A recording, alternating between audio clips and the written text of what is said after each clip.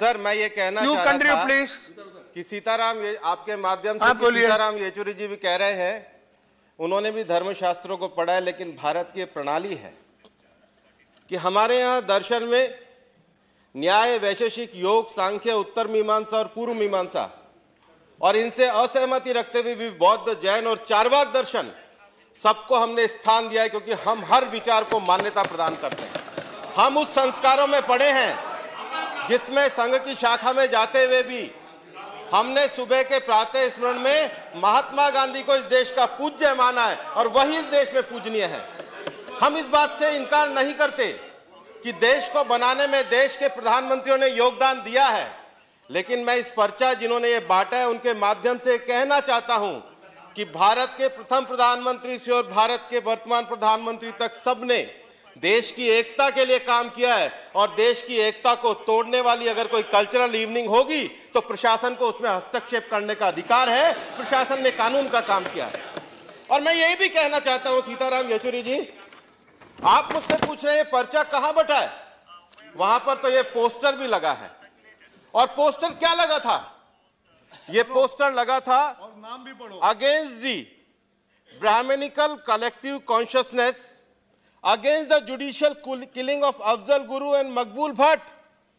ये अफजल गुरु और मकबूल भट्ट क्या देश के दलितों और पिछड़ों के लिए लड़े थे? ये कौन से किसकी बात कर रहे हो? और आप इस देश की, आपने ये कहा कि आप हिंदू माइथोलॉजी से हिस्ट्री बनाना चाहते हैं, तो आप जेएनयू में तो महिषासुर की पूजा करते हैं और बंगाल में दुर्गा पंडाल में जाके वोट मांगते हैं। ये दोहरा मापदंड इस देश में चाहिए, ये दोहरा मापदंड इस देश में चाहिए। मैं आज आपको यह कहना चाहता हूं कि इस देश की सामाजिक परंपरा क्या है। कबीर, नानक, रैदास, जितने हमारे परंपरावादी संत हुए हैं जिन्होंने सामाजिक सुधार का काम किया है, क्या इन्होंने इस देश की संस्कृति का निर्माण नहीं किया? तो आप अफजल गुरु की किलिंग को जुडिशियल किलिंग कहने का पोस्टर लगाएंगे। और सबसे बड़ी बात है कि जब उनके खिलाफ केस है तो उसको आप अभिव्यक्ति की आजादी को न मान करके आजादी की अभिव्यक्ति के नाम पर अगर कोई समर्थन देगा तो मेरा यह मानना है ये गलत है। पीडीपी, आप सुन लीजिए, आप सुन लीजिए, जिसने भी सीताराम जी सुन लीजिए, जिसने भी, मैं यहां पर एक और बात कहना चाहूंगा, माननीय सभापति महोदय, नागरिक है,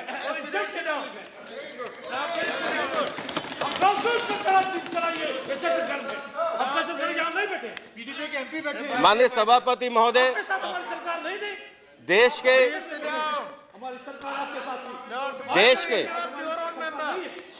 That member, why do you interrupt your own member? Please, Mr. Yadav. Please. माननीय सभापति महोदय, इस देश की आजादी को प्राप्त करके 67 सालों के इतिहास में हमने देश में शांति को बनाने के लिए, देश की स्वतंत्रता को अक्षुण्ण रखने के लिए, देश में न्यायपूर्ण शासन की स्थापना करने के लिए, देश में जन भागीदारी के आधार पर सामाजिक न्याय को प्रदान करने के लिए, देश के जीवन मूल्यों को ऊंचा उठा करके भारत को वैज्ञानिक दृष्टि से विकसित करने के लिए एक लंबा प्रयास देश ने किया है।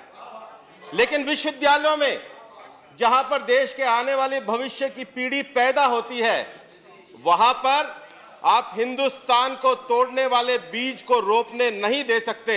और इसलिए आपको अभिव्यक्ति की आजादी और आजादी की अभिव्यक्ति में अंतर समझना होगा। अगर इस अंतर को हम नहीं समझे तो हम इस देश को बहुत पीछे ले जाएंगे। और मैं यहां कहना चाहता हूं कि जवाहरलाल नेहरू विश्वविद्यालय, जिसको आज इस देश पे गौरव है, हमने देश में सामाजिक विज्ञान का एक संस्थान बनाया, पर मेरा एक मूल प्रश्न है, जो वामपंथी विचारधारा के लोग वहां पर हमें मनुवाद के नाम पे गाली देते हैं, उनके पॉलिट ब्यूरो में एक भी शेड्यूल ट्राइब नहीं है। उनके पॉलिट ब्यूरो में प्रॉपर बैकवर्ड क्लास और दलित रिप्रेजेंटेड नहीं है। और अगर वो ये बात जानते तो पिछले 42 साल में जवाहरलाल नेहरू विश्वविद्यालय की फैकल्टी में बैकवर्ड और दलित कितने बने हैं और उनके लिए क्या इन्होंने संघर्ष किया, ये बताने का कोशिश करें।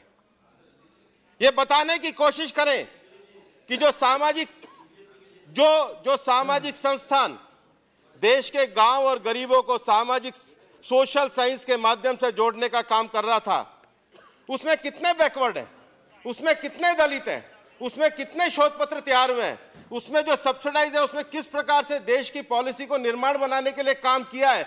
जवाहरलाल नेहरू विश्वविद्यालय को उसकी स्थापना के सिद्धांतों के अनुसार आगे बढ़ाना होगा और फ्रीडम ऑफ स्पीच के नाम पर हम देशद्रोह की अनुमति इस देश में प्रदान नहीं कर सकते।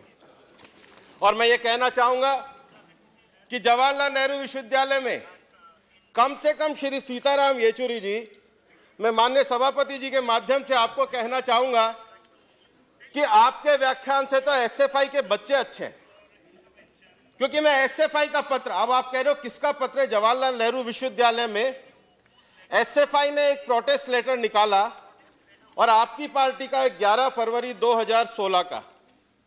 और जो एसएफआई है उन्होंने क्या लिखा, उन्होंने लिखा the religious fundamentalist blasted by an ideology propped up by the petrodollars of Saudi Arabia, masquerading as radicals, serve only to undermine the genuine struggle of Kashmir. These elements who communally charge slogan, तो किसने communally charge slogan लगाए?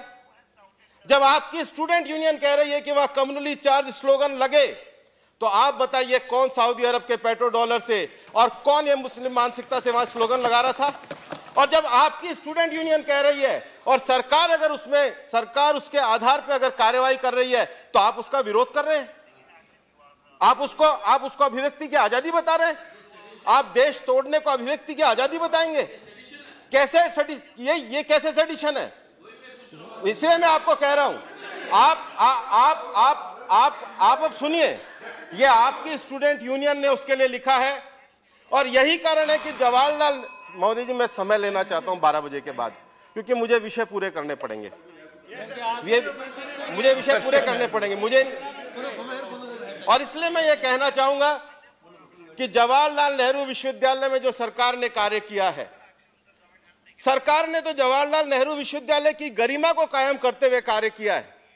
सरकार ने जवाहरलाल नेहरू विश्वविद्यालय में police का जो interference था, जिसके बारे में हमें कहा जाता है कि इस विश्वविद्यालय को शट डाउन करने की प्लानिंग है, हम इस विश्वविद्यालय को बंद नहीं करना चाहते, ये सरकार की मंशा नहीं है, लेकिन विश्वविद्यालय राष्ट्रभक्ति के स्रोत बने, विश्वविद्यालय राष्ट्रीय एकता के स्रोत बने, विश्वविद्यालय सामाजिक सद्भाव के केंद्र बने, विश्वविद्यालय देश में एक नया विश्वास का माहौल पैदा करे। इसलिए हम इस विश्वविद्यालय की गरिमा को बचाना चाहते हैं।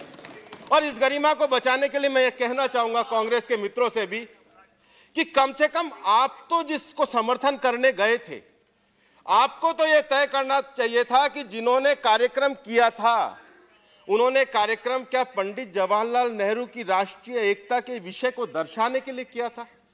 आपको समर्थन देने से पहले, कम से कम उधर जाने से पहले ये सोचना चाहिए था कि जिस कार्यक्रम को लेकर के सारा विषय बना है। अगर मेरे जवाब से आप संतुष्ट न हो, आज इस सभा में कहती हूं मायावती जी, मैं आज बसपा के एक एक कार्यकर्ता और आपके नेताओं से कहती हूं, सर कर्म करके आपके चरणों में छोड़ देंगे अगर मेरे जवाब से आप